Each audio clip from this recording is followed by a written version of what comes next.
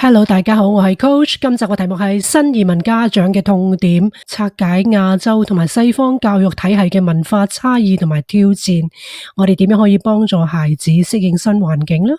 雖然大家喺網上都有好多機會聽到唔同嘅分享同埋圍爐取暖，但係唔知大家有冇諗過，可能會有一個危機，就好似瞎子摸象嘅故事咁樣，即係話大家可能係找住事實嘅一部分，而並非全部呢。如果大家仲未訂閱 Coach 教育頻道，請你以免費訂購嘅形式支持我哋，撳埋下邊嘅鐘仔，留言分享俾朋友，使到呢個頻道可以持續發展。多謝你。如果第一次去到外國一個陌生嘅文化，大部分嘅情況都係根據個人零碎同埋分散嘅觀察同埋經驗，從而推斷出一個陌生嘅系統嘅全面認知。於是就有可能好似摸住大象條腿就話好似條柱咁樣，摸住佢個身就以為大象好似一埲牆，摸住佢哋尾巴就以為大象係一條蛇咁樣，將一知半解嘅事物作為判斷全局。所以今集 Coach 希望為大家較為全面咁樣探討呢一隻大象，為大家介紹一下亞洲同埋西方教育體系嘅差異。Coach 求學同埋教育嘅工作旅程之中我親身體驗到東西方教育嘅理念嘅唔同㗎。我嘅教育係橫跨咗香港傳統學校同埋加拿大嘅公立中學。我喺 UBC 度攞到教育嘅博士學位，亦都曾經喺香港嘅中學任教，亦都有4年喺 UBC 嘅 Teacher Education Program 嗰度負責訓練老師。之後亦都返香港喺一間大學裏邊任教咗18年。呢啲嘅經歷讓我好深刻咁理解同埋體驗到唔同教育體系嘅實踐同埋挑戰。好多移民嘅家庭係為咗孩子嘅教育而遷徙到新嘅國家，但喺適應文化同埋教育體系嘅時候時常都感到困惑。今集就係想希望討論到亞洲同埋西方一啲教育嘅理念、目標同埋實施，幫助消除一啲誤解。Coach 喺今集分享咗呢個經驗係為咗幫助家長了解新嘅教育環境，能夠為一啲面對新挑戰嘅家庭提供清晰嘅思路同埋指引，超越圍爐取暖咁樣嘅方式。Ethnocentrism 民族中心主義就係認為自身嘅群族係萬物中心嘅觀念，呢個係一個自信嘅一個優越感，用自己嘅文化經驗衡量其他社群嘅不同，從自己嘅角度睇到好多唔同文化就好唔順眼啦，或者好似有啲人掛喺口唇邊，話人哋好蠢、好懶、做嘢好慢、好 hea。又正如其他民族睇到一啲新移民亦都會諸多批評挑剔，講嘢好大聲，好冇禮貌，好鍾意炫耀物質。為咗方便歸納嚟嘅討論今集 Coach 係好籠統咁樣將討論分為兩類：亞洲同埋西方嘅國家。亞洲國家其實係指儒家嘅傳統，即係話中國、台灣、香港、日本、韓國呢啲，佢哋喺教育方面嘅理念共通性係比較相近。其實正式嚟講係東南亞國家。而西方國家我主要係希望講到以英語為第一語言溝通嘅國家，包括英國、美國、澳洲、加拿大。佢哋喺教育方面嘅理念係相通嘅，即係話教育目標、師資訓練、研究同埋價值觀都十分相似。可能有啲家長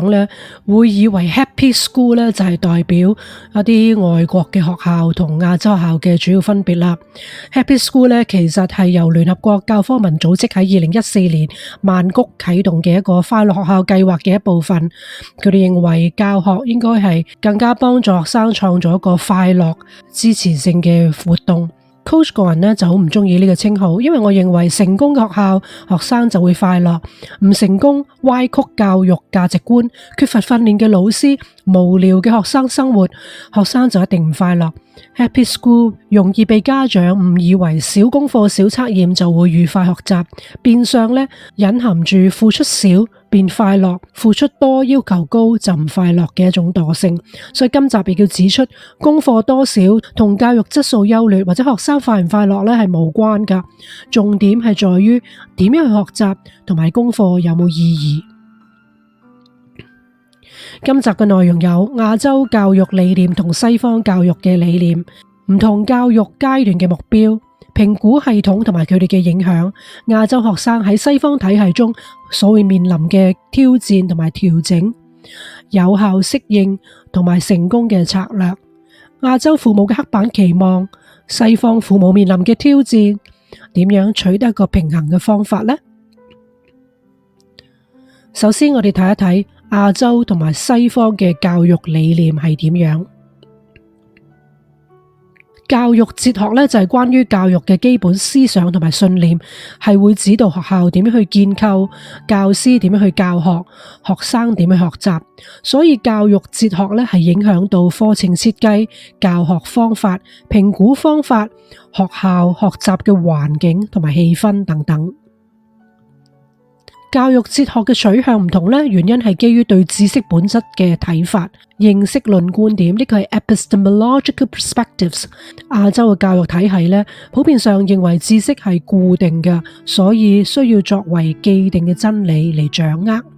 西方認為知識係動態嘅，可以根據個人嘅適切性嚟到發掘，即是知識係需要憑住個人嘅需要同埋好奇心去發現同埋體驗出嚟，創造出意義。亞洲嘅教育理念呢，由於佢哋相信知識係固定嘅、權威嘅，佢哋目標嘅主要技巧係準確嘅記憶，所以課程係以反覆訓練設計出學習嘅經驗出嚟，以教師為中心嘅課堂啦。學習設計就係依從考試嘅目標，佢哋係一種嘅利益主義，為考試而學習，為得分而努力。淘汰性嘅方法咧，令到勝者為王，敗者為寇。低分嘅學生就等於失敗、蠢或者懶惰啦。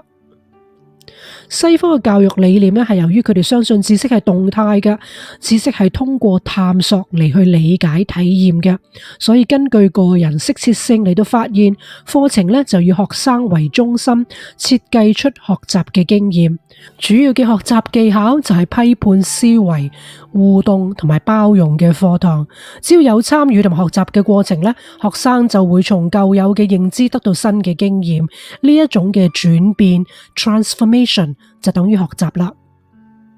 所以歸根究底，兩個唔同嘅教育體系咧，就着重唔同嘅訓練。亞洲係更着重 rote learning， 係死記硬背。西方係更加注重 critical thinking， 批判思維。呢兩個根本性嘅分別咧，就係成為亞洲學生最大嘅挑戰。其實反過嚟講咧，如果西方國家嘅學生去到亞洲學習嘅時候咧，佢哋因為冇經過背書嘅訓練，亦都會感覺無助同埋挫敗嘅。喺某一啲嘅基礎技巧咧，的確背誦係有價值，例如乘數表啊、唐詩啊等等。但係將所有課文一概生記死背咧，就適得其反啦。試問背書可以背到幾多歲呢？簡單嘅知識可以背誦，但越複雜越多樣化嘅知識，冇批判思維，點樣處理呢？Coach 聽過好多家長咧，就似乎好驕傲孩子能夠背誦喎，佢稱之為特異功能。Coach 就認為記性好係一個優勢，但如果學校鼓勵背誦標準答案嚟到獎勵學生，就會抹殺咗理解同埋分析嘅能力訓練啦。所以先至會有啲學生咧，年幼嘅時候成績好好，但係到中學後期感到吃力，以至去到大學嘅時期咧，對學習完全冇興趣、冇動力，成績又平庸，而且亦都冇成就感。有啲不幸嘅學生咧，喺小學嘅時候被老師鼓吹背誦，中學時期又遇到補習天王鼓吹背誦，以至好多大學生咧依然係用背誦嘅方法㗎。佢試過好多次嘗試解釋一啲比較深入嘅概念，但係嗰啲學生咧同我講話，得㗎啦，我會同你背晒佢㗎啦。雖然佢哋嘅態度咧都係有禮貌嘅，但係講穿咗咧，其實佢哋唔想聽我講，嫌我太煩。有一啲碩士學生亦都話俾我聽，有啲教授話俾佢哋聽，背邊頁至到邊頁就可以應付到考試啦。由幼稚園背到上碩士，真係一個奇觀，背足20年，恐怕已經變為石頭腦袋啦。亞洲同埋西方對教育嘅哲學同埋理念分歧在於點樣去看待同埋評價知識嘅根本差異。死記硬背 rote learning 重點係注重關注儲存同埋回憶資訊嘅記憶能力，透過考試嚟到進行評估。但係批判思維呢，就係專注喺唔同嘅現實世界中高品質咁去理解同埋應用知識。Coach 喺以前已經講過好多次咧，背書就學習嘅墳墓啊。不過扭曲咗嘅教育制度底下咧，都係成為生存之道。結果去到另外一個唔同嘅教育體制底下咧，學生就會遍體鱗傷。第二部分，我哋一齊睇下唔同階段嘅學習教育目標。首先我哋睇下小學基礎教育嘅目標有啲乜嘢。亞洲方面嘅小學階段教育目標呢，就係一啲基礎技能嘅發展，特別注重讀寫，即係生字啊、文法啊、算術，即係計數啦、紀律同埋尊重。早期嘅學術成就呢，亦都係被睇重㗎。有好多幼稚園嘅賣點呢，就係話學生已經學到加減乘除，咁都有。小學呢，有啲佢哋喺網站度標榜自己用高一級嘅教科書。乜原來教科書就係等於學習嘅咩？亦都係鼓吹盡早掌握咗紙同筆嘅評估技巧嘅，即係 pen and paper testing。咁亞洲學生咧，好多時候喺一啲國際性公開嘅評估咧，都係好高嘅。其中一樣就係佢哋能夠掌握到紙筆嘅評估技巧，即係做考試咧就做得好叻，操卷操得好 fit 嘅。喺西方小學嘅階段教育目標咧，就有全面發展。咁佢哋嘅小學嘅老師咧，有好多時候咧 multidisciplinary 咁樣去教噶，即係話一個先生係教好多科噶，注重個人學習嘅路徑 self-directed learning， 根據佢哋個人嘅能力，俾佢哋自主去調節嘅快慢嘅。中學階段嘅教育目標有邊啲呢？亞洲嘅中學階段教育目標呢，就係嚴格嘅學術準備，考試係一個重點，課程嘅指標係一個高風險嘅，因為考試呢就係決生死啦，亦都係專門化嘅，主要係分開文理、社會科學等等。西方中學階段嘅教育目標呢，就係批判思維嘅發展。廣泛嘅課程一系列咧，係配合學生個人高等教育嘅路向，或者係有啲幫佢準備生活技能嘅學習路徑。有好多國家咧都係有分 University、College 同埋 Technical Apprenticeship， 即係啲技能技工啊，我哋所謂藍領嘅訓練啦。鼓勵課外活動同埋發展個人嘅興趣同埋所長。高中嘅課程咧以學分制，即係話學生咧可以好靈活咁去選科，就唔係限定佢哋讀啲咩科目嘅。第三，我哋睇下評估系統同埋對於學生學習有啲咩影響呢？亞洲嘅教育體系咧係強調一個總結性嘅評估啊 ，summative assessment， 即係話學期尾有大考啊等等啦。專注於糾正行動，即係話做錯咗邊啲呢，就要改正，要揾錯處出嚟嘅。總結性嘅評估有佢嘅好處嘅，能夠提供清晰可衡量嘅學生表現基準，促進唔同學校同埋系統之間嘅比較。佢嘅唔好處呢，就係會引發學生好大嘅壓力，可能會鼓勵咗為咗考試而調節教學嘅方式，亦都冇考慮到唔同學生嘅需要同埋佢哋嘅能力。西方教育系統係強調形成性嘅評估 formative assessment， 係注重整個學期唔同階段呢都有去評估，就會俾佢哋有 feedback 啦，一啲回饋啦。咁喺學習之中呢，係不斷給予佢哋反思同埋改良嘅機會。Formative assessment 嘅好處呢，就係鼓勵持續學習同埋適應，提供持續嘅回饋，能夠幫助根據學生嘅需求度身訂造去教學。而唔好處呢，就係佢可能結構化唔清晰，或者亦都冇辦法反映出學生喺高風險測驗嘅環境之中嘅表現，因為佢哋缺乏咗考試嘅經驗同埋考試嘅壓力測試，佢哋嘅考試技巧唔係咁高超嘅。第四，我哋睇下亞洲教育系統出嚟嘅學生，佢哋如果喺西方嘅體系之中，會面臨啲咩挑戰，同埋需要作出啲咩調整呢？佢哋面臨嘅挑戰同埋調整有主要兩方面嘅。第一就係文化嘅挑戰，因為語言上面有障礙啦，同埋唔同課堂咧嘅動態嗰種嘅形式，同埋對社會嘅融合，佢哋未必掌握到。喺學術方面嘅挑戰就係課堂係着重社交去整合，好多時候都好需要學生大家去討論啊，同埋合作嘅。咁佢嘅評估方式咧就往往唔係用考試嘅形式，咁所以學生咧可能唔係好捉摸到啦，亦都係着重自主學習。咁學生可能覺得指引唔清晰，都唔知道點樣去自主學習。有效嘅適應同埋成功嘅策略係啲乜嘢呢？就係參與一啲幫助學生適應入學或者啲文化嘅迎新嘅活動，一啲培訓嘅計劃，亦都可以參加啲 mentorship， 即係話有啲輔導嘅形式，或者由高班帶低班同學嘅一啲融入嘅技巧。喺小學階段咧，家長應該多啲參與，佢哋能夠知道學生喺學校嘅環境同埋要求係點樣，咁樣就會有助建立學生對新技能嘅信心。第六，我哋睇下亞洲父母嘅刻板期望，一啲 stereotypical 嘅家長嘅期望。咁當然啦，唔係所有亞洲家長都係一樣嘅，但係普遍性佢哋都係會好着重高學術嘅要求，亦都以職業為中心嘅願望。好多時候佢哋為子女規劃出佢哋將來要行嘅路，而係喺佢讀書嗰度呢，一早已經朝住一個職業嘅目標去進發啦。咁西方父母又面臨一啲咩嘅挑戰呢？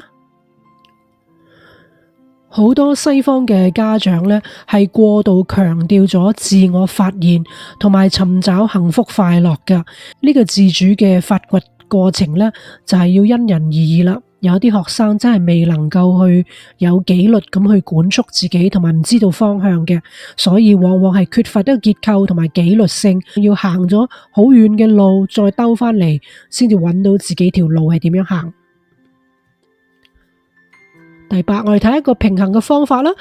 就係吸收兩方面體制嘅文化同埋學術嘅優點，好好利用學校俾你嘅個人評估同埋報告，針對性咁作出適切嘅調教同埋改善。父母可以嘅話咧，更加投入子女嘅學校活動同埋溝通，咁佢哋就能夠提供到一啲建設性嘅影響啦。今集嘅討論真係過於簡單同埋好粗略咁去歸類西方同亞洲父母嘅認知同埋文化嘅，即係話未必每一個亞洲嘅家庭啦，同埋父母佢哋都會完全贊成並且追捧佢哋被視為文化嘅特色，亦都唔係話每一個英語嘅西方家庭咧都有同樣嘅取向噶。要知道我哋並非喺度批判究竟係蘋果好啊，抑或橙好，而係蘋果同橙有啲咩分別，大家嘅焦點同埋追求目標，以至推行嘅技巧同埋實踐方案究竟有啲咩唔同呢？究竟家長面對嘅不滿或者困難係來自文化衝擊啊，又係民族中心主義呢？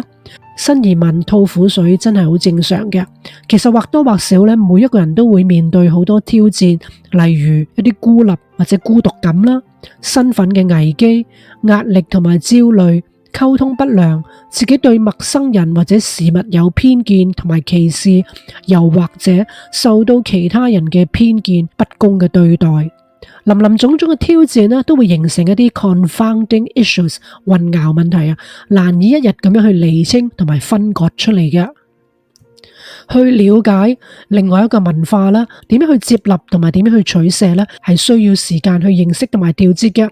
我並唔同意某啲人提倡要融入其他人嘅文化。Coach 認為有時根本係冇可能，而且亦都冇需要做到完全融入，共存百花齊放，並非唯我獨尊，呢個先至係接納同埋尊重大家唔同嘅文化，呢個先至係多元文化嘅優點。